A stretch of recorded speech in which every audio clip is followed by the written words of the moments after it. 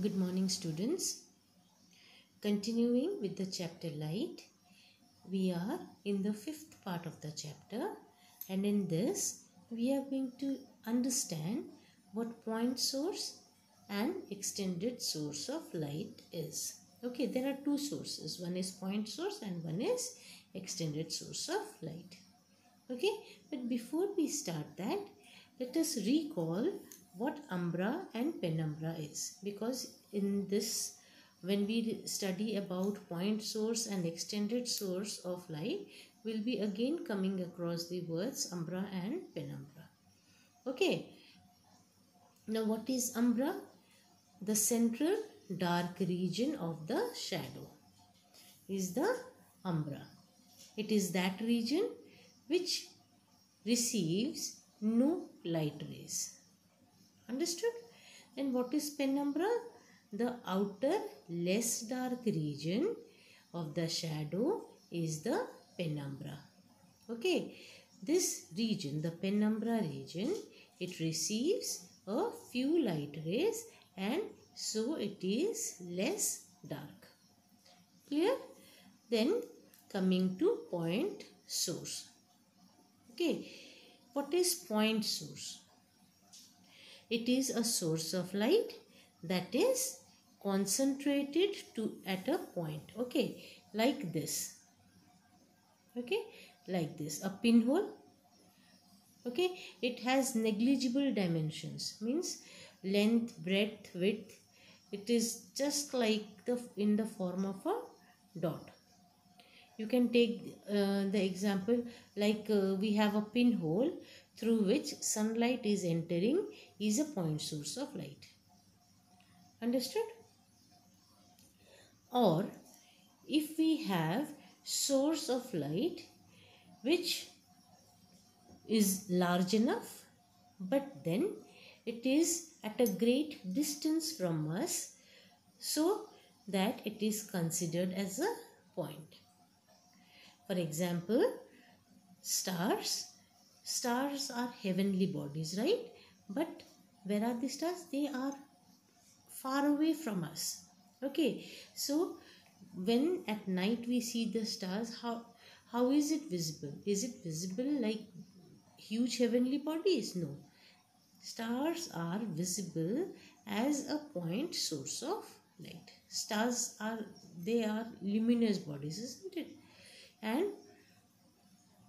these luminous bodies, they are visible to us as a point because they are, in spite of being large in size, they are at a sufficiently greater distance from us.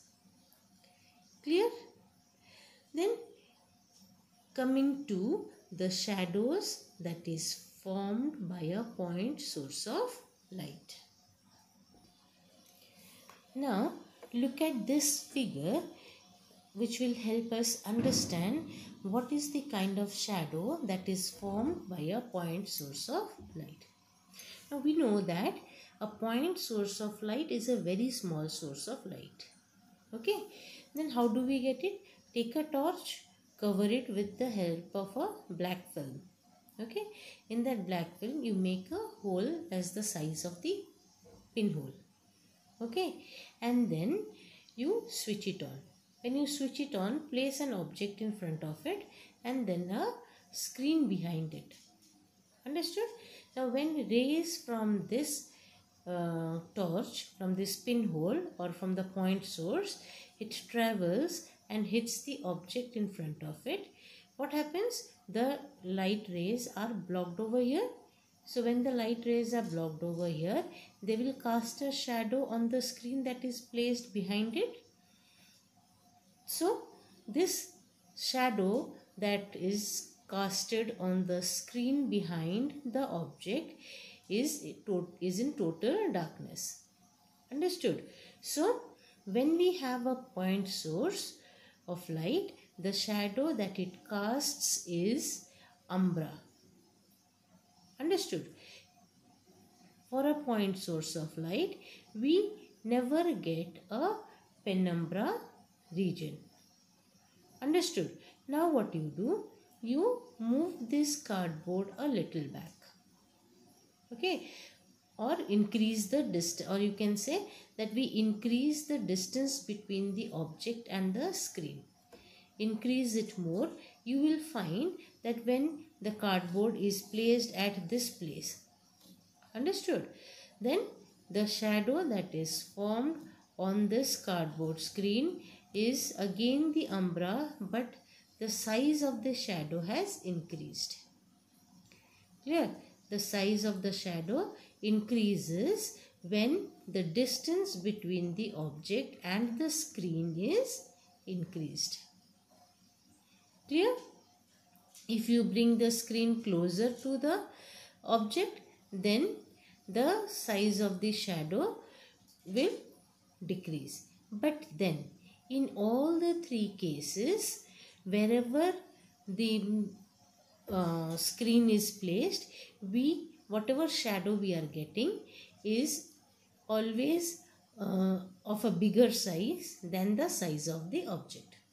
Okay, whatever is the size of the object, the size of the shadow it casts when we have a point source of light, the size of the shadow casted by the object is going to be bigger than the size of the object.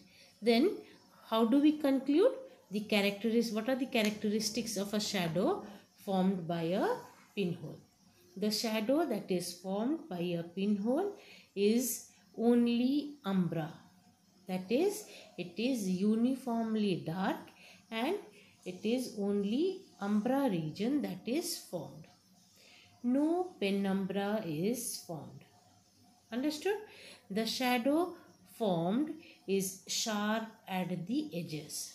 It is a very clear, distinct shadow, you see. Understood?